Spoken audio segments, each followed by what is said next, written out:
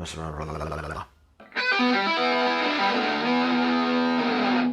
afternoon, ladies and gentlemen, and welcome back to Heavy Repping. My name is John Tron Davidson, and I'm here once again in our super best mega chicken ultra test location in the southwest of England.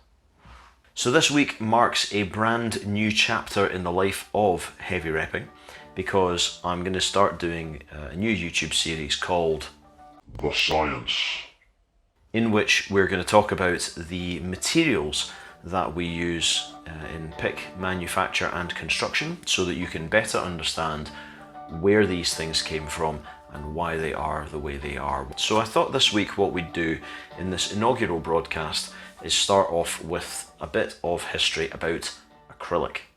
Now, the reason why we're going to start with acrylic is because if you're getting into the boutique pick game, the most likely candidates that you'll have come across is the widely available V-Pix or Gravity, and indeed both those companies make, I think, almost exclusively from V-Pix, certainly makes exclusively from acrylic. Gravity also do the thermoplastic gold series, but we'll talk about thermoplastic in another video.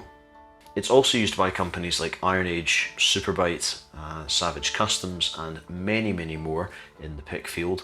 But today what we're going to do is talk about acrylic itself, where it came from, why it's used, and all the rest of it.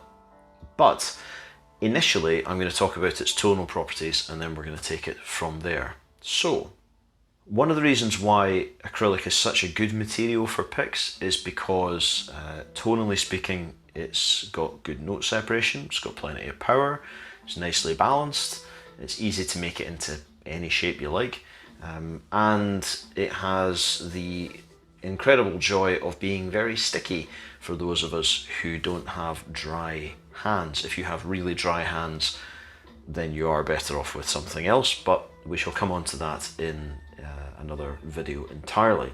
One of the things that you'll find with acrylic is, like a lot of materials, it has lots of different names thrown about for it. The most common two are perspex and plexiglass, although it's also known as lucite, amongst other things.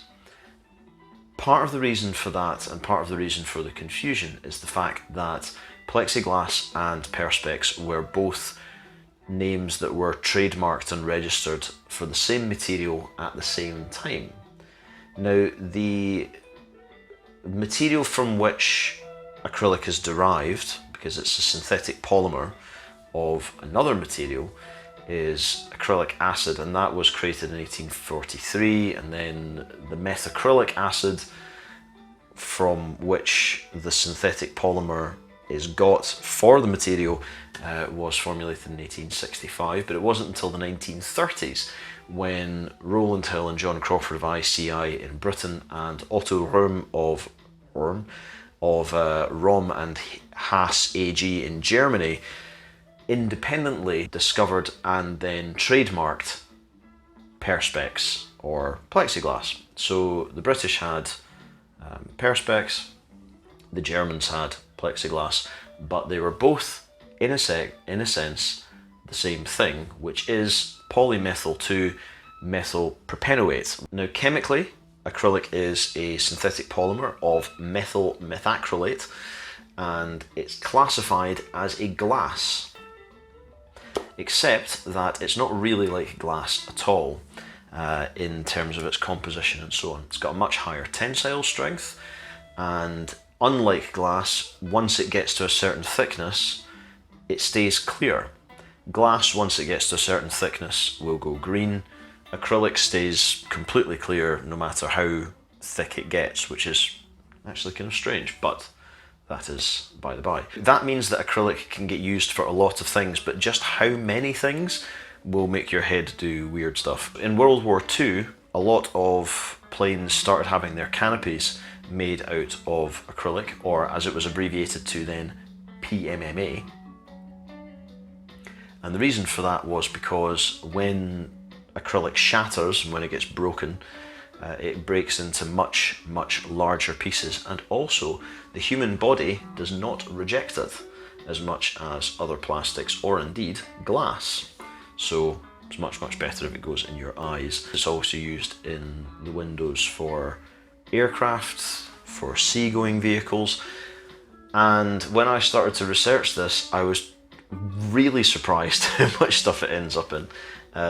It's used in countertops and tabletops because it's very difficult to scratch, and also because it's hydrophobic, meaning that it completely rejects water. It's incredibly good for weatherproofing things. It's also used for riot shields. This is actually a bit nuts, but it's used in making replacement intraocular lenses. So if you've had cataracts and you've had surgery to remove those cataracts, acrylic gets placed inside your eye as a permanent lens. So it's got an incredibly broad range of applications, but part of the reason for that is that it's incredibly tough. That means that it's very, very good for plectrum use, because with picks you're talking about a huge number of very, very small strikes, and that means that the material is more than capable of withstanding it.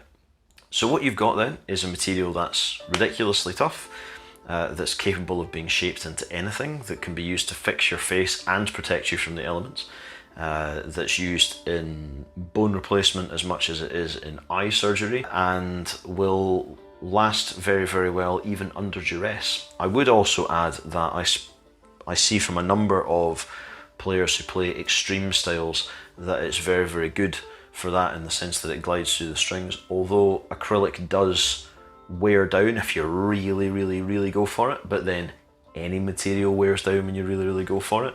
It's a lot tougher than Delrin, it's a lot tougher than nylon, but not as tough as polycarbonate or UHMWPE, and it's got wonderful balanced tonal properties. So I hope you've enjoyed this week's video and this inaugural broadcast of The Science. In the meantime, my name is John Davidson, this is Heavy Repping. Don't forget to like, share and subscribe on the channel and the video if you enjoyed what we're doing here, and even if you didn't, drop us a thing in the comments and let me know what I can do better, and I will try and improve.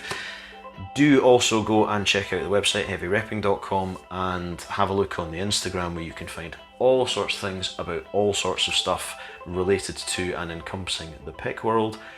And I will see you soon. Just remember, if you're not sure what to do in life, rep hard, rep heavy.